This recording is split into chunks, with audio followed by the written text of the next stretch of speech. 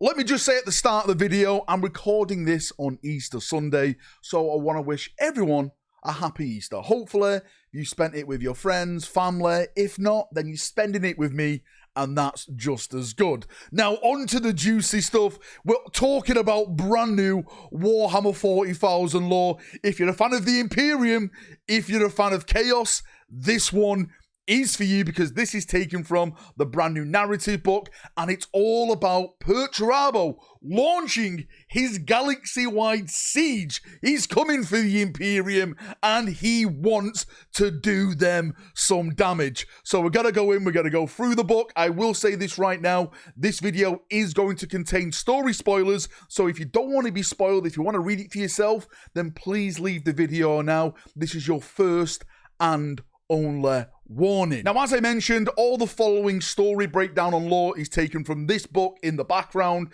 It's the Reign of Iron War for the Cadian Gate, and this is about Perturabo ordering his Iron Warriors out of the Eye of Terror to do damage not only to the Imperium, but it's made plainly in here that the Iron Warriors actually attack other Chaos forces as well, one being the Black Legion. It's literally Perturabo's way or the highway. So Abaddon may have to be looking over his shoulder if the Lord of Iron is going to be returning to the Warhammer 40,000 tabletop and more involved in the future narrative stories. Now sit back and relax, brothers, as I take you through the lore summary of this book. Now at the center of this story stands Perturabo, Demon Primarch of the Iron Warriors, a being forged from bitterness, calculation, and endless resentment. Once a master of siegecraft during the Horus Heresy, Perturabo's defining obsession was always one thing: to prove himself superior to his rival, Rogel Dawn. He was denied that victory during the Siege of Terror, robbed of the chance to break Dawn's defenses. That failure has festered now for 10,000 years. Now, as a Demon Primarch, that obsession has not faded. It's become something far, far worse. Now, Perturabo is no longer the Primarch we knew during the Great Crusade and the Horus Heresy. He is a being now shaped by chaos himself. His thoughts are consumed by failure, insult, and vengeance. His presence manifests as a choking smoke, grinding machinery, and industrial horror.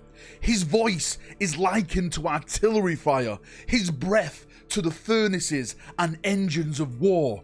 Where he walks, reality bends into a living siege engine. And despite his transformation, one truth remains unchanged. He still seeks victory that he feels was denied to him. And now is his time to strike. Since the fall of Cadia and the birth of the Great Rift, those two events have reshaped the galaxy. Imperial forces are fractured and retreating.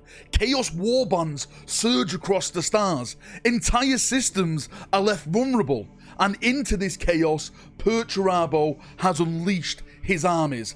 At first, their attacks seem scattered, raids, sieges, localized wars, but this is all an illusion. Every battle, every conquest is part of something greater. That true great plan is the Infinite Citadel, a galaxy-spanning network of interlocking fortresses, weaponized worlds, demonic strongholds, warp-infused scene engines, entire planets becoming bastions, moons are turned into weapons, star systems are reshaped into defensive networks. This is just not a conquest, this is architecture on a galactic scale. Perturabo is not merely fighting the Imperium, he is rebuilding reality into a fortress of his own design. And this brings us on to the campaign in the book. The entire campaign begins with a direct command from Perturabo. He's already begun constructing the Infinite Citadel, a massive strategic vision requiring key forge worlds. Multiple Iron Warrior offenses are launched simultaneously across different fronts. Cravic Morn, a warsmith, is given one of the most critical objectives: to conquer Forge World Agrippa. But first, he must secure the route, and that route begins with Cadia. Now, Cravic Morn doesn't arrive with a simple warband. He brings an overwhelming multi-faction invasion force.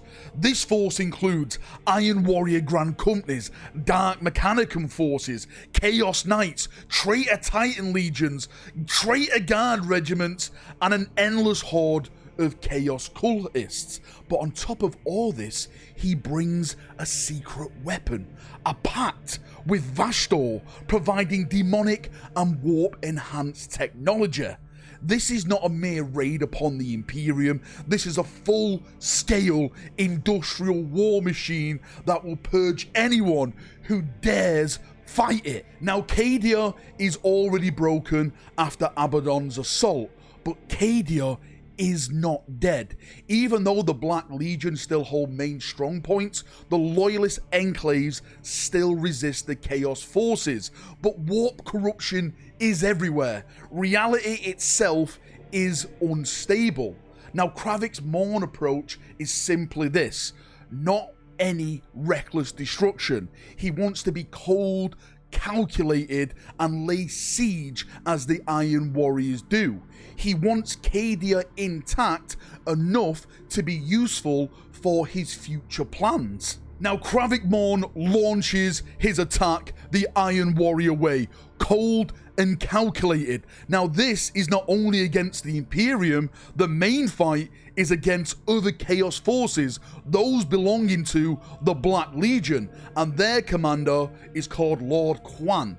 Now, the first phase is orbital insertion, macro landers slam into key locations. Their target are Noctilith deposits, fortifications, and strategic stroke points. The outcome of this is that the Iron Warriors suffer heavy losses, but these footholds are secured. This is the Iron Warrior way: acceptable losses for guaranteed positioning. Now, the commander of the Black Legion, Lord Quan, initially underestimates Morn. He thinks that these attacks are merely distractions.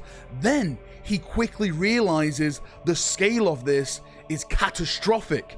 His response is to send distress calls via possessed astropath. He begins dark rituals using the Noctilith and sacrifices, and then he plans to hit back at the Iron Warriors using guerrilla resistance. But he's already on the back foot as the waves upon waves of Cravic's Morn forces descend and start taking key locations. And this is the first big battle that we have in the book. This is not Imperium versus Chaos, this is Chaos versus Chaos. Warp storms intensify, demonic incursions spiral out of control, cultists and possessed flood the battlefield, terrains become alive and hostile. The Iron Warriors, with their methodological siege and artillery and armor assaults against the Black Legion, who are desperate and are throwing chaotic resistance against them. But through all of this, Morn performs a masterstroke, and his hidden advantages is the Iron Warrior fleets have entered the system undetected, using the warp anomalies, precise calculations, and demonic engines. When the main assault begins, it's already too late for the Black Legion. Now, Cravic Morn wants to take the head of the beast so the body dies. He wants to kill Lord Quan, and to do this, he launches an elite Terminator strike directly into Lord Quan's stronghold. This results in brutal close quarter combat between the Iron Warriors and the Black Legion forces. Blood, guts, iron, smash, fire, flame, purging everywhere. But it comes down to one thing: Cravic Morn versus Lord Quan, and Kravik Morn manages to kill the Black Legion commander. Without a commander, the Black Legion forces collapse and the Iron Warriors and their forces are victorious. Now the Iron Warriors take full control and they begin fortification construction, system-wide pacification, and industrial exploitation. Cadia becomes a staging ground now for the next phase of the Iron Warriors' grand plan. And the next target for the Iron Warriors is Torios. Now Morn moves immediately towards Torios because it's a Neo-Cadian fortress system. It's a key defensive anchor in the region.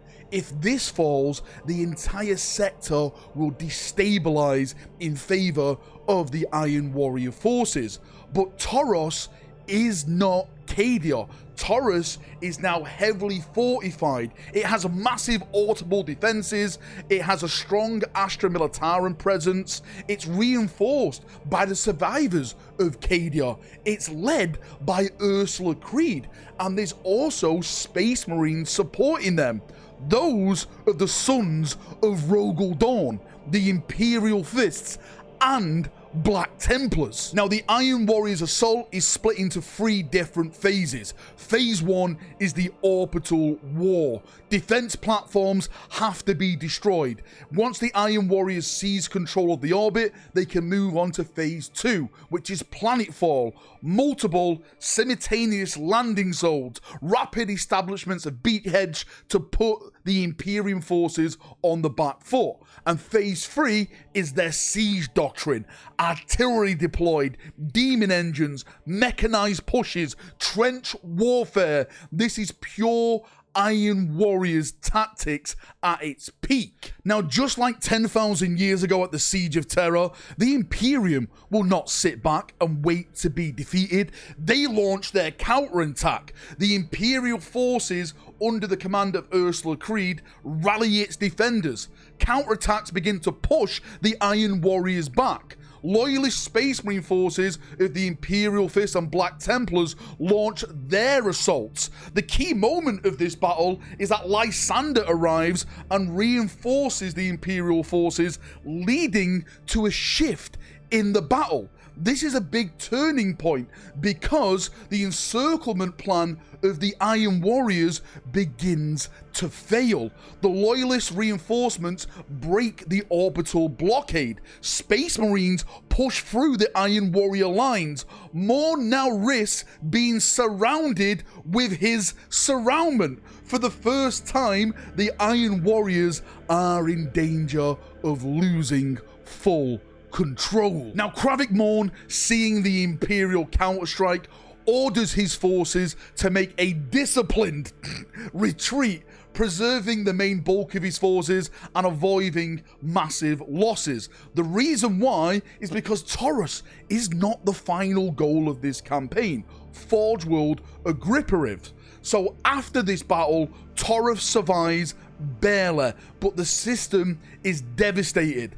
War does continue in orbit and the surrounding worlds, but Morn withdraws with his core forces intact and momentum preserved. The next objective is in sight, and that is Forge World Agrippa. Now, Forge World Agrippa is no ordinary world. It was a forge world of immense importance, a linchpin of war production and vital stronghold in the region. If it fell, the consequences would ripple across the Imperium.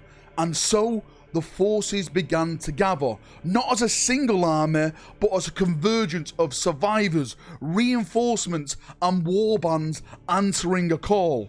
Among them are the Cadian regiments, battered but unbroken, Imperial Knights, Adeptus Sororitas, Scutari legions of the Mechanicus, and Space Marines, including the forces of Lysander and the Black Templars. Now, with the Chaos forces approaching Forge World Agrippa, the defense of the planet was placed under the authority of the following: Fabricator General Null and Archmagos Terminus Thulia Gould.